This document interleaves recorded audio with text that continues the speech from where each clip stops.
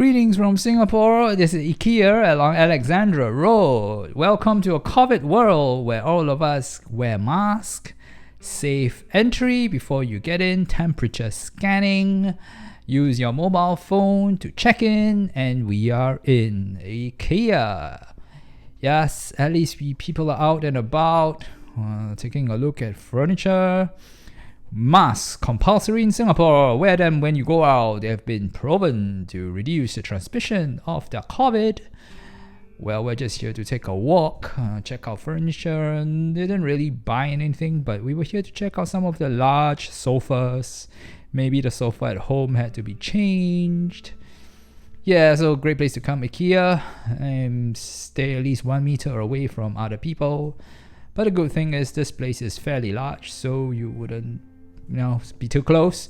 The restaurant was full. I didn't go in. Well, we had our dinner before we came in.